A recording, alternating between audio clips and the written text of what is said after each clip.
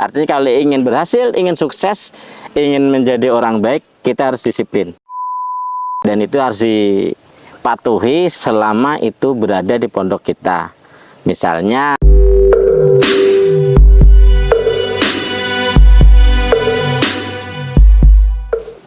Assalamualaikum warahmatullahi wabarakatuh. Halo Sobat Dikes semua, kembali lagi nih bersama dengan saya Torik di Dikes Dormitory Podcast, podcastnya Santri Asrama. Jadi teman-teman semua, di episode kali ini kita kedatangan tamu spesial selanjutnya.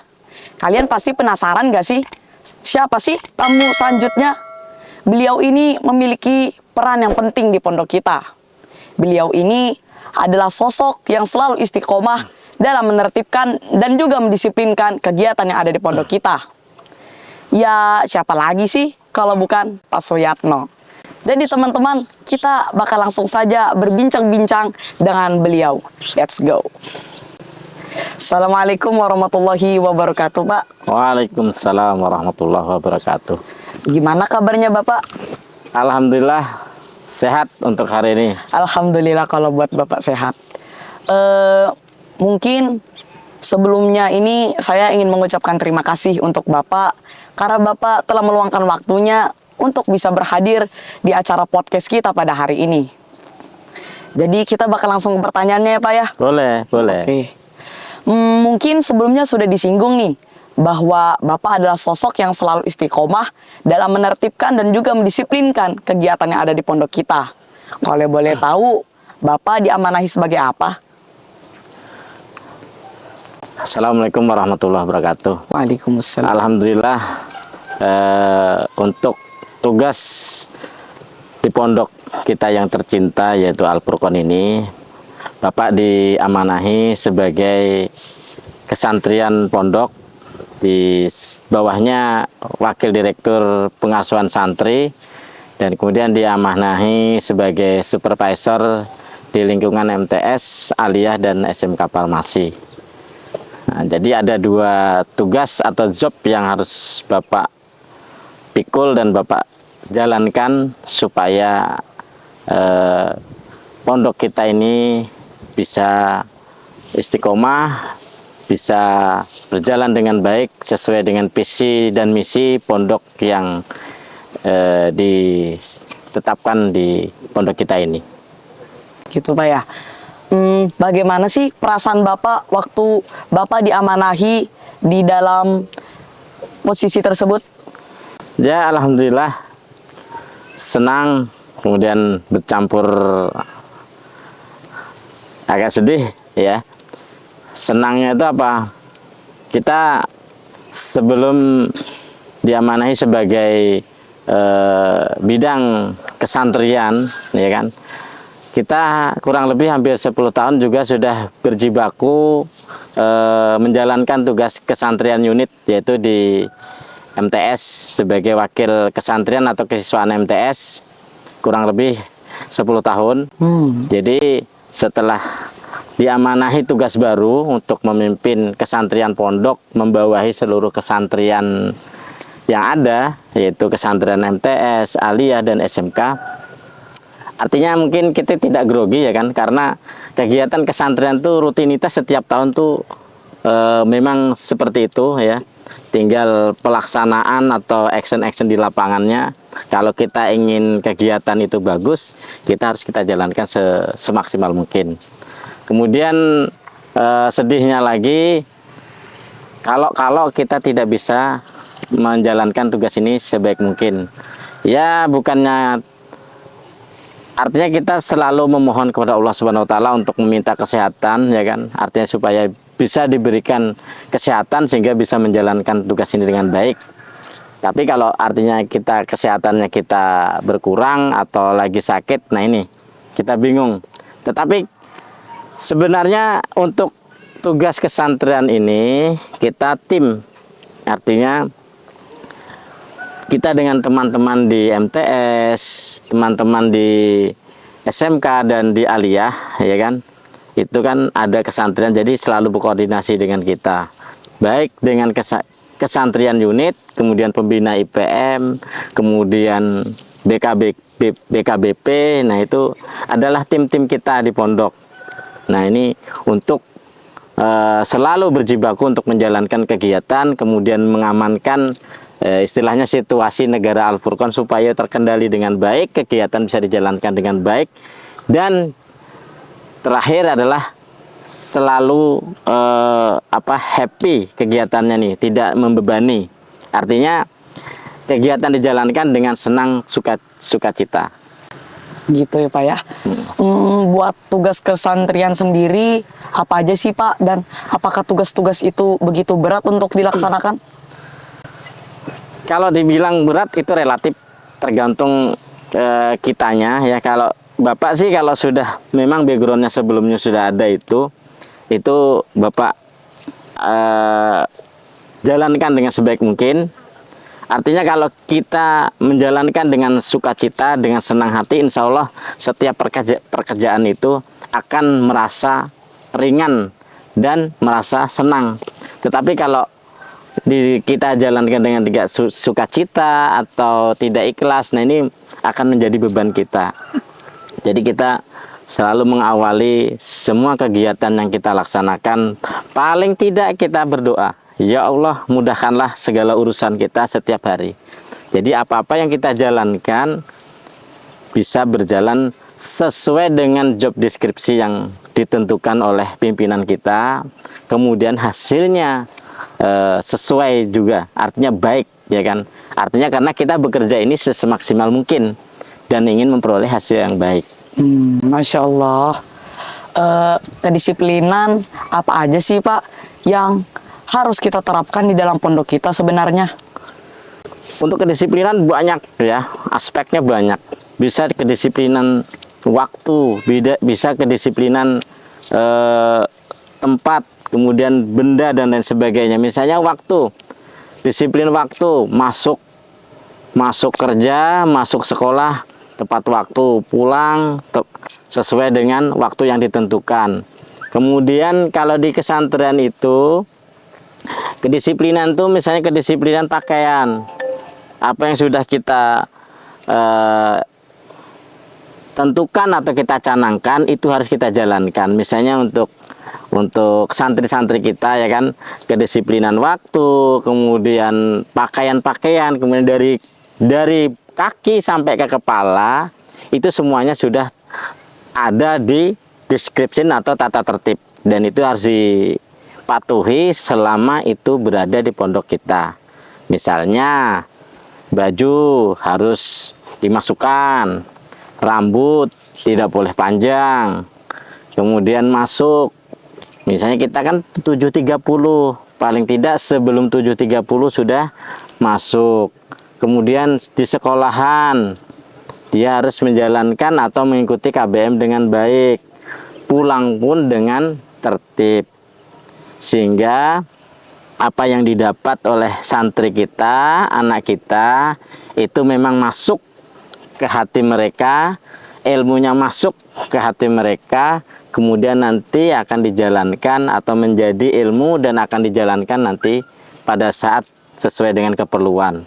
Jadi istinya bermanfaat, masuk ke telinga kiri kemudian diproses, jangan masuk telinga kiri keluar telinga kanan, ini namanya blong ya kan, artinya tidak bermanfaat.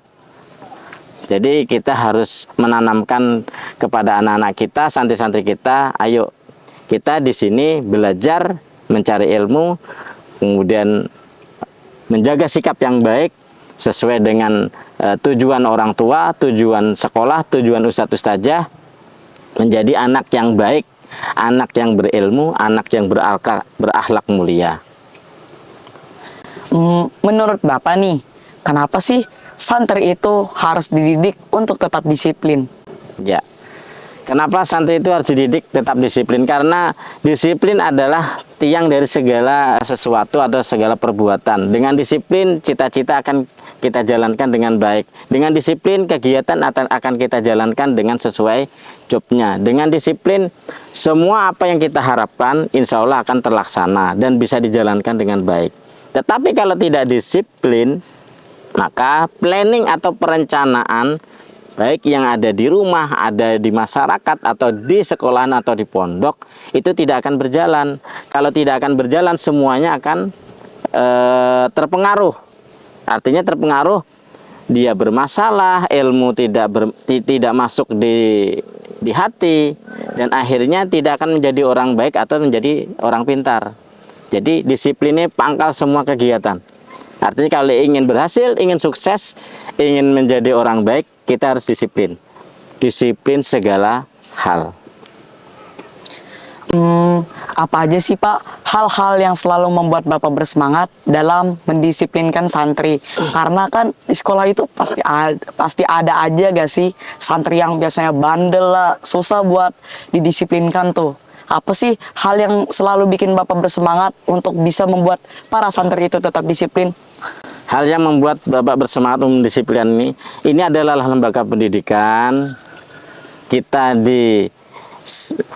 Kita diberikan tugas untuk menjadikan anak-anak atau santri kita itu menjadi baik. Jadi kita selalu berusaha untuk semangat, ya kan. Dan cita-cita kita semuanya, siapa sih yang menginginkan anak tidak artinya tidak pintar kan? Artinya kita sebagai orang tua, sebagai guru, sebagai ustadz ustazah, kita menginginkan santri-santri kita menjadi generasi yang handal, yang pintar, yang menjadi orang baik, sehingga apa-apa yang diinginkan oleh orang tua, kemudian tujuan pondok itu akan terlaksana. Jadi hal inilah yang menjadi semangat kita untuk santri-santri kita menjadi orang yang lebih baik. Kemudian kalau kita tidak bersemangat, nanti takutnya hasilnya akan tidak sesuai dengan apa yang kita inginkan. Kita sedih melihat anak kita sedih melihat santri kita kalau dia tidak akan menjadi orang baik. Orang baik itu kan macam-macam, ya kan? Iya. Baik akhlak, baik ilmunya, baik perbuatannya, dan lain-lain. Jadi semuanya itu adalah tanggung jawab kita supaya anak kita menjadi orang baik.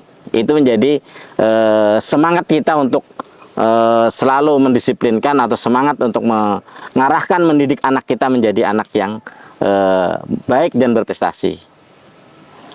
Masya Allah, luar biasa sekali Pak ya.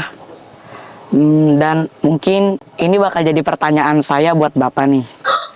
Selama Bapak menjadi kesantrian di MTS Muhammadiyah 3 Al-Furqon, apa aja sih pengalaman luar biasa yang Bapak dapatkan selama ini? Yang baik dan dukanya Pak. Kalau pengalaman yang senang, yang baik, itu artinya seorang ustadz ustazah, seorang guru itu senang apabila melihat santrinya itu menjalankan kegiatan dengan baik. Kemudian melihat hasilnya, alumni kita menjadi orang-orang baik, ya kan?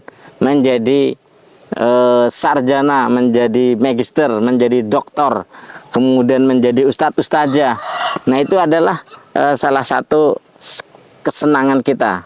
Kalau kesedihan kita, artinya kita merasa sedih kalau apa yang sudah kita perjuangkan, apa yang kita laksanakan semaksimal mungkin, tetapi tidak mendapatkan hasilnya masih kurang. Misalnya masih ada anak-anak yang sering melanggar tata tertib, masih ada anak-anak yang masih bermalas-malasan, kemudian masih ada anak yang banyak masuk ke ruangan BP, ruangan malaikat itu.